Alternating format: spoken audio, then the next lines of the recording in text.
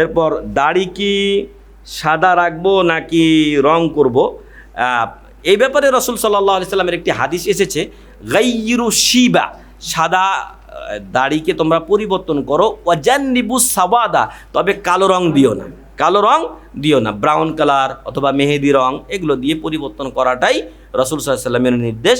তার দাড়ির ক্ষেত্রে বলা হয়েছে কয়েকটা দাড়ি পেকেছিল, আর আমি বুখারী শরীফে পড়ালাম যে ওই দাড়িগুলো রসুল তো বরকতময় ছিলেন, ওই দাড়িগুলো তারা একটা বোতলে রেখে ওগুলো পানিটাকে বরকতময় করে তারা খেতেন মনে করে। তবে এটা রসুল সাল্লাল্লাহু আলাইহি সাল্লাম নিষেধ করেননি, রসুল নিষেধ করেননি, ফলে তার ক্ষেত্রে জায়েজ ছিল, অন্য মানুষের ক্ষেত্রে নয়। তারপরে শ্রেষ্ঠ ব্যক্তি আবু বকর, তার ক্ষেত্রে এটা করা হয়নি, ফলে অন্য পীর হুজুর বা আমি পীর সাইজা যদি বলি তাহলে চলবে না। রমজান মাসে মারা গেলে সে কি জান্নাতি? আসলে জান্নাতের দরজাগুলো খুলে দেওয়ার অর্থটা হচ্ছে ব্যাখ্যা যে এই মাসে মানুষ সাধারণত কি হয়, খারাপ কাজগুলো ছেড়ে দেয়, ভালোমুখী হয়, এজন্য জান্নাতে যাওয়া তার জন্য কি হয়, সহজ হয়ে যায়। আর যে খারাপের দরজাগুলো বন্ধ হয়ে আসে, ফলে জাহান্নামে যাওয়ার পথটা বন্ধ হয়ে যায়, এটাই হলো ব্যাখ্যা। কিন্তু কেউ যদি খারাপ লোক রমজানে মারা যায়, তাহলে সে অনুযায়ী তা আল্লাহ তাকে কি করবেন, তার হিসাব অনুযায়ী, তার আমল অনুযায়ী তাকে ফল দিবেন। ফামান ইয়ামাল মিসকালা যাররাতিন খাইরান ইয়ারা ওয়া মান ইয়ামাল মিসকালা, ভালো যেমন কর্ম তেমন ফল। রমজানের বদৌলতে আপনাকে আলাদা স্পেশাল জান্নাত দেওয়া হবে এমনটি নয়। তবে ভালো লোক যদি শুক্রবারে মারা যায়, ভালো লোক যদি রমজানে মারা যায়, তাহলে এটা একটা ভালো আলামত। বিশেষ করে মুমিন যখন মারা যায় তখন তার কপালে কি থাকে, ঘাম থাকে, কপালে ঘাম থাকে, এটা তার একটা আলামত। ইফতার কি আজানের সাথে না সময়ের সাথে? আসলে যখন সূর্য ডুববে তখনই আজানের সময়, ইফতারির সময়। রাসূল সাল্লাল্লাহু আলাইহি ওয়াসাল্লাম বলছেন, লা ইয়াজালুন নাসু বিখাইরিন মা আজ্জালুল ফিতর, মানুষ ততদিন কল্যাণে থাকবে যতদিন দ্রুত ইফতার করবে। তাই বলে সূর্য ডুবার আগে নয়, আমাদের প্রতিটা এলাকায় সূর্যাস্তের একটা টাইম দেওয়া থাকে। ওই যখন সূর্য ডুবে যাবে, ধরেন 6টা 5 মিনিটে সূর্যাস্তের টাইম দেওয়া হয়েছে, 5 বেজে গেছে, তারপর আপনি ইফতার করবেন। আমাদের সমাজে আবার 2-3 মিনিট একটু আলাদা কি করে, লেট করে, সতর্কতামূলক। এটা ঠিক নয়। যে বেটারা টাইমটা দিয়েছে তারা তো নিশ্চিত হয়ে দিয়েছেন যে এইটার সময় কি হয়ে যায়, সূর্য ডুবে যায়। যখন সূর্য ডুবে যাওয়ার টাইম দেওয়া আছে তখন আপনি ইফতার করবেন।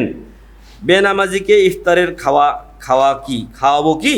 আচ্ছা, ওইটা একটা আমি বলেছি, বেনামাজির সাথে একটাই আমাদের সম্পর্ক, ওকে দাওয়াত দেওয়া, ঠিক আছে? এজন্য ওকে কাছে টানতে হবে। আপনি যদি বেনামাজি বলে তাড়িয়ে দেন, আপনারই ভাই, আপনারই মামা, আপনারই খালু, আপনারই চাচা, তাহলে তো সে দাওয়াত পাবে না। বেনামাজিকে দাওয়াত দেওয়া তো একটা সোজা একটা অমুসলিমকে দাওয়াত দেওয়ার চাইতে, তাই না? এ তো নামাজকে স্বীকার করে। কোন লোকটা আছে যে নামাজকে অস্বীকার করে? নামাজকে স্বীকার করে কিন্তু পড়ে না, অলসতা, শয়তানি, ওয়াসওয়াসা। তো একে টানা খুব সহজ। তো আমরা চেষ্টা করব দাওয়াত খাওয়ান, দাওয়াত খাওয়ার পরে ওকে ভালো করে বুঝান, ভাই তোর কল্যাণ চাই, তোর আল্লাহ দুনিয়া আখিরাতে ভালো করুক ইত্যাদিতে দোয়া দেন। দেওয়ার পর তাকে কথাটা বলেন, আশা করি ইনশাআল্লাহ বিফল হবেন না ইনশাআল্লাহ। বেনামাজিকে ইফতার করাইলাম দাওয়াত দেওয়ার জন্য, ঠিক আছে, কিন্তু আমি যে একজন ইফতার করলে সব পাইতাম, ওটা পাবো কিনা? কারণ সব তো ওই নামাজে পড়ে না, তো রমজানের সব কি আর এখন আমি ওকে ইফতার করে সব পাবো? আচ্ছা, ওইটা না হয় আপনি অতিরিক্তই খাওয়ালেন তাকে, এক কথা। দ্বিতীয়ত কথা হলো, কথাটা ঠিক যে যার নামাজ নাই তার রোজা নেই। হয়তো কেউ রাগ করে মনে করবে যার রোজাই রাখবো না, কিন্তু আসলে নামাজটা আগে। নামাজ যদি না পড়ে তাহলে রোজার কোনো মূল্যায়ন নেই, কারণ নামাজটা ছাড়ার কারণে ইসলাম থেকে সে কী হয়ে যায়, বের হয়ে যায়। সালাত ত্যাগকারীর বিধান আমাদের শেখ আকরামুজ্জামান সাহেবের লেখা বই আছে, উনি অনুবাদ করেছেন, সৌদি আরবের বড় আলেমদ্দিন শেখ মোহাম্মদ বিন সালেহ আল উসাইমিন রাহিমাহুল্লাহ বইটা লিখেছেন। তার আলোচনা আমারও আছে অনলাইনে, আপনারা সেগুলো দেখে নেবেন ইনশাআল্লাহ। বেনামাজিকে ইফতারে অনেকে সালাতে দাওয়াত দিলে বলে যে তোমার চেয়ে কি বেশি জানি, তোমার চেয়ে কি কম জানি নাকি, বলতে পারে। এটা আমাদের ধৈর্য ধারণ করতে হবে। সকল মানুষ ক্ষতির মধ্যে 4 প্রকার লোক ব্যতীত বা এরা ব্যতীত যারা ঈমান আনে, সৎ কাজ করে, পরস্পরকে ধৈর্যের উপদেশ দেয়, পরস্পরকে সত্যের দাওয়াত দেয়। সত্যের দাওয়াত দেয় 3 নাম্বার।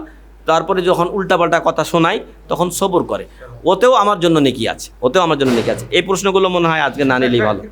ওটার সাথে আরেকটা প্রশ্ন হচ্ছে, বেনামাজিকে আমি খাওয়াইলাম অতিরিক্ত ভালোর জন্য, ঠিক আছে, এখন সব পাবো না, ওটাও ঠিক আছে। এখন একজন বেনামাজি রোজাদার আর একজন নামাজি রোজাদার, আমরা ইফতার খাওয়াবো এবং সেটা কোন দিকে দিব, মানে আমরা জরুরতটা কোন দিকে দিব?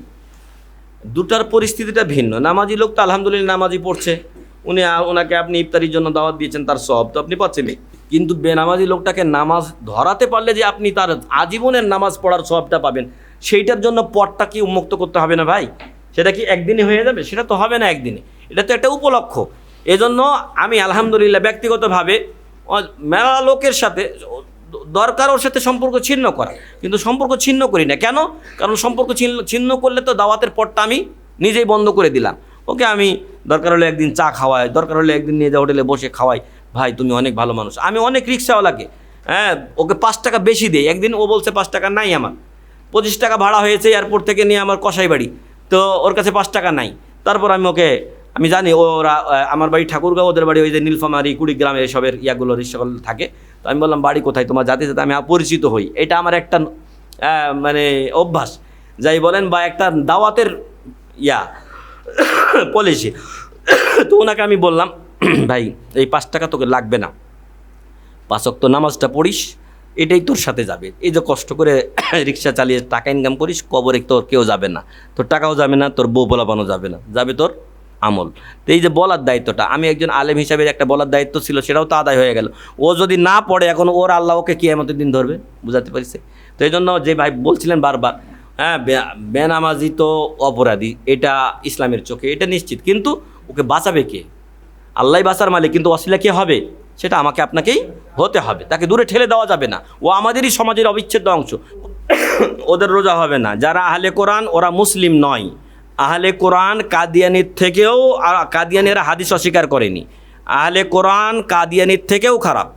এজন্য যে তারা কোনো হাদিসই মানে না। কাদিয়ানিরা বলেনি যে আমরা হাদিস মানি না, ওরা কি মানে না? রাসূল সাল্লাল্লাহু আলাইহি ওয়াসাল্লামকে শেষ নবী মানে না, মানে বলে যে উনি শ্রেষ্ঠ নবী, তবে তারপরে নবী আসছে ওদের গোলাম আহমদ কাদিয়ানি, এই কথা তারা বলে। তো ওরা যদি কাফের হয় এবং সর্বসম্মতি করবে কাফের, প্রায় বিশ্বের 50টা দেশের মতো দেশে তাদেরকে কাফের বলে ঘোষণা দেওয়া হয়েছে।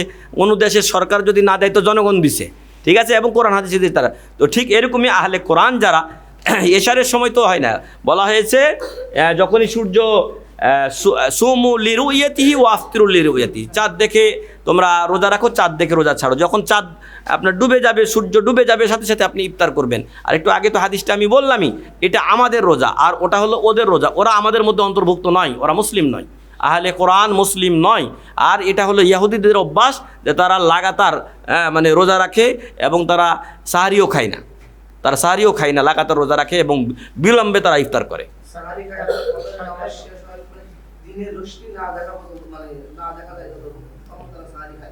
আসলে আমাদের দিনটা আমাদের কাছে স্পষ্ট। আমরা এমন কোনো গোলক ধাঁধায় নেই যে তাদের কথাটাতে পড়ে আমার দিনটাকে আমি সন্দেহের মধ্যে পড়ে দেবো। নাহানু আলা বাইয়িনা, আল্লাহ রাসূল সাল্লাল্লাহু আলাইহি ওয়াসাল্লাম বিদায় হজে বলেছিলেন, তারাকতুকুম আলাল মাহাজ্জাতিল বাইদা লাইলুহা কানাহারিহা, তোমাদেরকে এমন স্পষ্ট দিনের উপর রেখে যাচ্ছি যা দিন রাত্রি সমান। লা ইয়াজিগু মিনহা ইল্লা হালিক, গুমরাহ পথভ্রষ্ট ধ্বংসপ্রাপ্ত ব্যক্তি ব্যতীত এ থেকে কেউ বিচ্যুত হতে পারে না। এরা বিচ্যুত হয়ে গেছে। ফলে ওরা যদি 1000টা ওয়াসওয়াসা নিয়ে আসে, আমরা আমাদের দিন থেকে টলবো না। এটা রাসূল সাল্লাল্লাহু আলাইহি ওয়াসাল্লামের যুগ থেকে চলে আসছে, সালফে সালেহিনের যুগ থেকে। কোনো মাসলাতে আমাদের ভুল বুঝাবুঝি থাকতে পারে, কিন্তু হাদিস তারা মানবে না। তোমাকে কে মানে? এ আহলে কোরআনের যারা, বিশেষ করে একজনকে আমি ভালো করে চিনি। আমি যখন ওই কুয়েতি সংস্থায় চাকরি করতাম তখন তার ইমাম ছিল সে মুরাদ বিন আমজাদ। তো এর মাথায় তেমন কিছু নেই, তখনও সে ভালো কোনো কিছু ছিল না, আর গুমরা হয়ে তো আরও গেছে। তো এখন কথা হলো যে ওদের কথায় আমরা আমাদের দিন থেকে সরে আসব না। এটা রাসূল সাল্লাল্লাহু আলাইহি ওয়াসাল্লাম, সাহাবায়ে কেরাম, তাবেঈন, তাবেঈন থেকে পরিপূর্ণ দিন আমরা পেয়েছি, আমরা তার উপরই অটল থাকবো। বরং যারা এই সমস্ত লোকদের কথা আমি বলছিলাম যে তোমাকে কে বিশ্বাস করে?